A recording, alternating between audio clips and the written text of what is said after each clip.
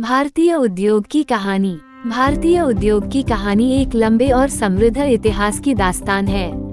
प्राचीन भारत में हस्तशिल्प और व्यापार ने महत्वपूर्ण भूमिका निभाई थी। वस्त्र, धातु और अन्य कारीगरों के उत्पादों की गुणवत्ता ने भारत को एक प्रमुख व्यापारिक केंद्र बना दिया था। मौर्य और गुप्त साम्राज्य के समय में भारत की उद्योगशीलता चरम पर थी। यहाँ के व्यापारियों ने अपनी कुशलता और उत्पादों के माध्यम से विदेशों में भारत का नाम रोशन किया।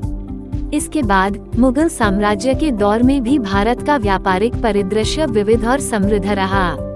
ब्रिटिश उपनिवेशवाद के दौरान भारत की औद्योगिक गतिविधियां प्रभावित हुई। ब्रिटिश राज ने भारत की संसाधनों का शोषण किया और यहाँ के उद्योगों को अपनी प्राथमिकता से बाहर कर दिया। हालांकि 19वीं सदी के अंत में और 20वीं सदी की शुरुआत में भारतीय उद्यमियों ने स्वतंत्रता संग्राम के साथ साथ उद्योग को पुनर्जीवित करने का प्रयास किया। स्वतंत्रता के बाद भारत ने औद्योगिक नीति के तहत कई प्रमुख बदलाव किए।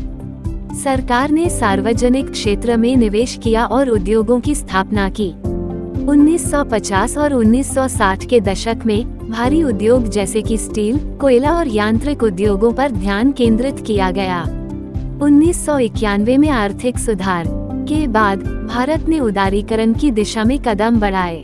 विदेशी निवेश, निजीकरण और व्यापारिक स्वतंत्रता ने भारतीय उद्योग को एक नई दिशा दी। सूचना प्रौद्योगिकी, बायोटेक्नोलॉजी और विनिर्माण क्षेत्रों में तेजी से विकास हुआ। आज के समय में भारत का उद्योग विविध और गतिशील है।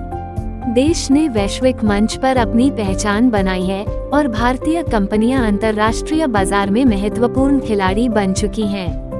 भारतीय उद्योग की यह कहानी न केवल आर्थिक विकास की कहानी है, बल्कि भारतीय उद्यमशीलता, नवाचार और कठिनाइयों पर विजय पाने की भी कहानी है।